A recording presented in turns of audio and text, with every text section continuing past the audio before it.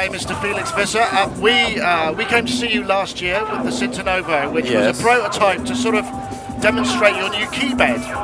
And you said you'd sort of thrown the sort of Synton-esque synthesizer together just to demonstrate this. No, that's correct, because you saw a front panel with about 100 faders, which we built to develop really the system which we wanted to do. And maybe as a brief reminder of what we did last year, we wanted to show the keyboard and actually its capability of sensing multi-directional. This is a filter, as you hear on the Y movement. This is loudness. This is and this is pitch.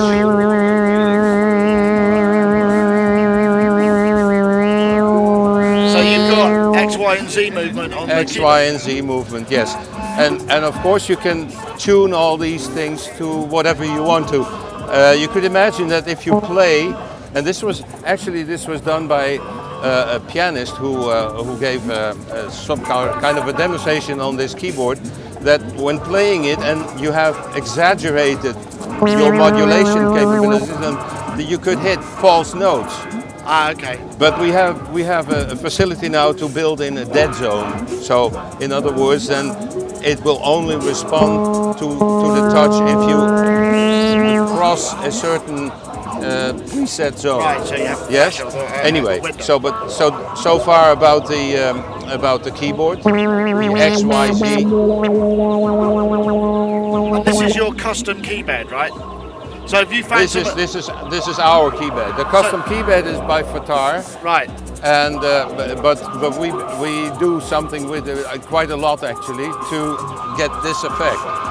Now the thing is that we also wanted to combine the possibilities of a modular system like the Phoenix, which was done by us many years ago. And very highly regarded and sought after. Yes. Anyway, so what we would like to do is combine a modular system with a keyboard like this. And in order to do that, you have to realize that a modular system, you do everything with cables. Sure. And finally, after several hours of working hard, you got the ideal voice you want to store. But where to store it?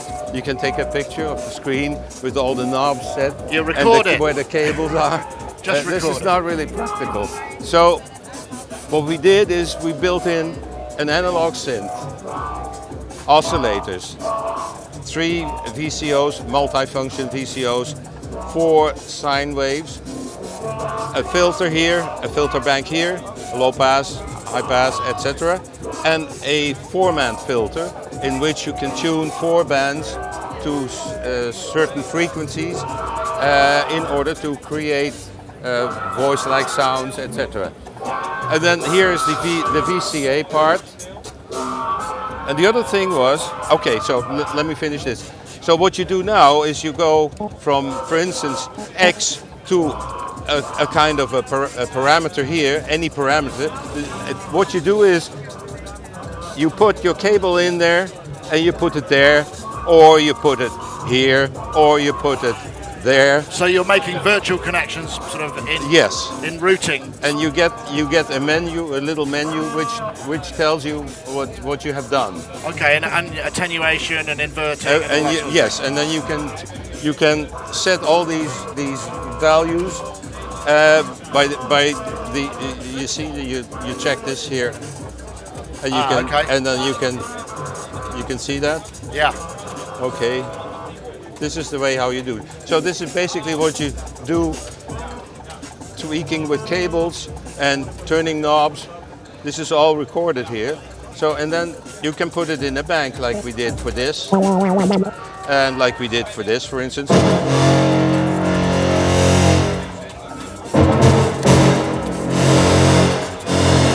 Then there is something else which makes it easier for a keyboard player, because we have a left and a right hand.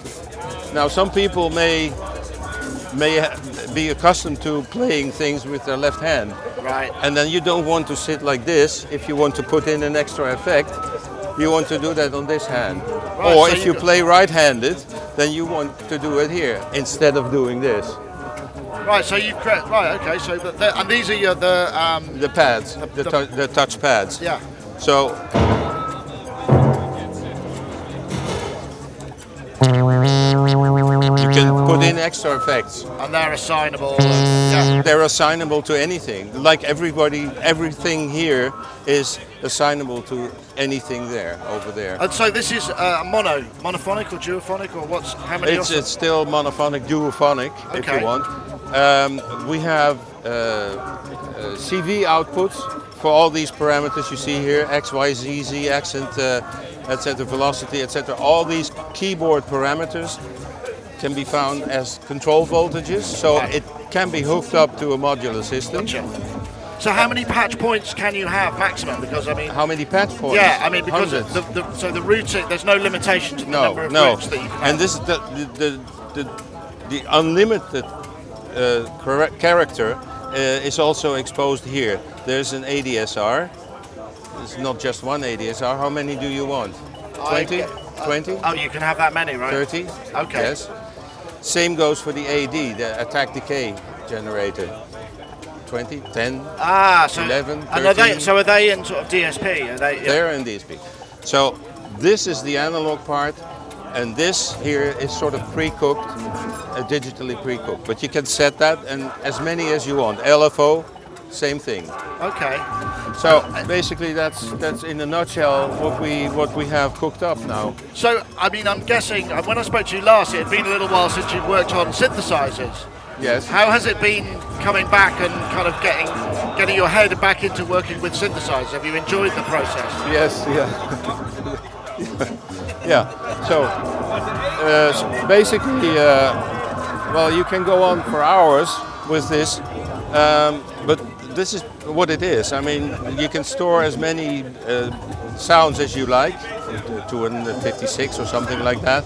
Okay. You have, if you want to have more, then you press more, and then it blinks, so it tells you which one right, you so can choose. I mean, now this is a thing. Have you Yes. got plans as to when it's going to be around? Have you got a plan when you're going to release it? Yes. Shipping, that is. We would like to ship by the end of 2018 or latest in the spring of 2019. Okay. And do you have a price idea of where it's going to be? Yes, we try to keep it under 3,500. Okay. And this is, I mean, this is essentially people are having the character of Syrinx and Phoenix. Is that they're getting the Synton character? Yes, yeah, absolutely, yes, yeah. And do you have plans? I like the Syrinx. Yeah, I mean, do you have plans to use the keyboard in other devices and make it available to other as a standalone, or is it? We got so many questions from people, like last year, by the way, if we could do this as a standalone keyboard, and they're so numerous that we will have to do something like that. So just bring out the keyboard. Right. And but the thing is, and this is important, because there's so many data going on from this keyboard. You need a synthesizer which can handle all these data. We had people who said, well, I have a Mini-Mo and I would love to hook it up to your keyboard, but can the Mini-Mo handle all these data? It's impossible. And is the expression per key? Is it for every key, or is it one key at a time? No. It depends on how you set it. You can make a split, for instance, and then you can change it by here. So, well, this is basically what it is. Alex, thank you very much. No, thank you. Felix, even, I beg your pardon. Thank you, Nick.